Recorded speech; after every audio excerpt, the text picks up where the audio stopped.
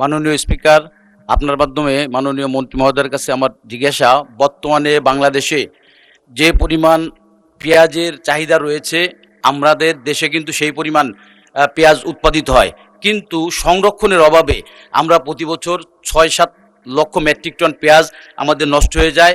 আমি মাননীয় মন্ত্রী মহোদয়ের কাছে আমার প্রশ্ন যে পেঁয়াজ, যেসব অঞ্চলে পেঁয়াজ বেশি করে উৎপাদন হয় সেই সব অঞ্চলের পেঁয়াজ সংরক্ষণের জন্য পর্যাপ্ত পরিমাণ মডেল ঘর যেটা হলো এয়ার ফ্লো মেশিনের মাধ্যমে মডেল ঘর তৈরি করা হয়। একটা মডেল ঘর তৈরি করতে ৪ থেকে ৪.৫ লক্ষ টাকা খরচ হয়, যেখানে আমরা নির্বিঘ্নে ৬০০ থেকে ৮০০ মন পেঁয়াজ আমরা সংরক্ষণ করতে পারি। আপনি পর্যাপ্ত পরিমাণ পেঁয়াজ সংরক্ষণের জন্য, যাতে আমাদের ক্রাইসিসের সময় বাইরে থেকে আমদানি করা না হয়, সেজন্য কোনো জরুরি কোনো ব্যবস্থা গ্রহণ করবেন কিনা মাননীয় স্পিকার, আপনার মাধ্যমে মাননীয় মন্ত্রী মহোদয়ের কাছে আমার জিজ্ঞাসা। ধন্যবাদ মাননীয় স্পিকার। মাননীয় মন্ত্রী। ধন্যবাদ মাননীয় স্পিকার। ধন্যবাদ জানাচ্ছি মাননীয় সংসদ সদস্যকে। একেবারে সঠিক জায়গায় উনি প্রশ্ন করেছেন, সঠিক প্রশ্ন করেছেন। এটা দেশের জন্য একটা বড় ধরনের সমস্যা ছিল। মাননীয় স্পিকারের কথা সত্য, বাংলাদেশে যে পরিমাণ পেঁয়াজ উৎপাদন হয়, বিশেষ করে রাজবাড়ী উপজেলা পেঁয়াজ উৎপাদনের জন্য অত্যন্ত গুরুত্বপূর্ণ একটা জায়গা।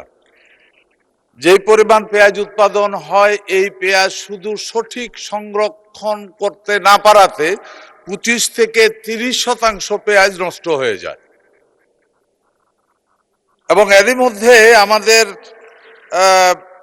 নতুন যে আমরা এয়ার ফ্লোয়িং মেশিনের মাধ্যমে যে সংরক্ষণ চালু করেছি, আমি আমার আগেই বলে দিয়েছি, এটা ওই যেই উপজেলাগুলিতে পেঁয়াজ উৎপাদন হয় ওই জেলাগুলিতে আগামী কিছুদিনের মধ্যে আমরা অ্যাজ আর্লি অ্যাজ পসিবল এটাতে ট্রাই করে দেখা গেছে ৮ থেকে ৯ মাস পর্যন্ত ওই নিয়মে পেঁয়াজ সংরক্ষণ করা যায়, এবং সেখানে অপচয় মাত্র ২ থেকে ৪%।